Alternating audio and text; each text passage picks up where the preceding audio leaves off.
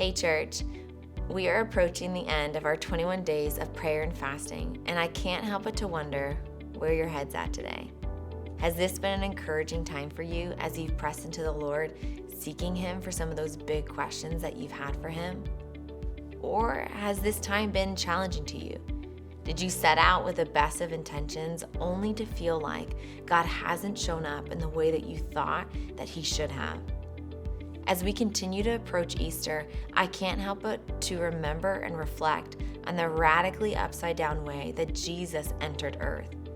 Man, to be a fly on the wall during this time period and to have heard the Jews what they were saying inside their homes about this Jesus that they were hearing about. I'm sure it sounded probably very familiar to phrases that we catch ourselves saying today. It wasn't supposed to go like this. See, Jesus' upside-down kingdom had Him serving the least of these, caring for the needs of all, and being persecuted and hated by the ones that He was sent to save. He came in as a servant, and He died a sinner's death. But the Jews had different expectations for the Messiah that they were waiting for. Many of their expectations led them to believe that when the Messiah finally arrived, that He was going to overthrow the Roman Empire and He was going to punish everyone that was cruel to God's people. They were expecting a war, but they were met by a servant. In this same concept, it reminds me of how Elijah was when he was on the side of the mountain and he was waiting with expectation for the presence of God to move by him. The wind went crazy, splitting rocks before him. But scripture says that God was not in the wind. And then the earthquake came. And surely this had to have been God.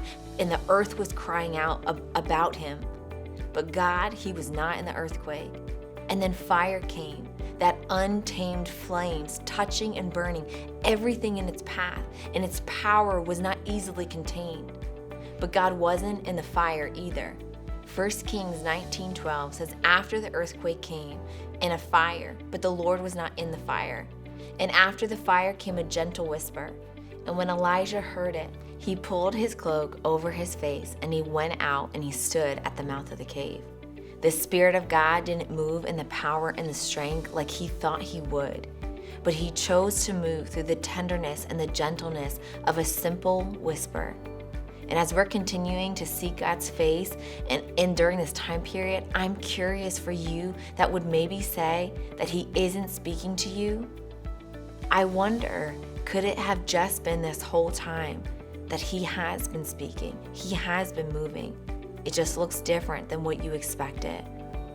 Church, I want to encourage you today to not just seek Him for the ways that feel comfortable, but to seek Him for the ways that He desires to be heard. Lean in today. Allow Him to transform you through His tender whisper of His Spirit. Because God is moving. He desires to speak to you in those quiet moments, and He desires for you to hear exactly what He has for you. Praying for you as you continue to seek His face.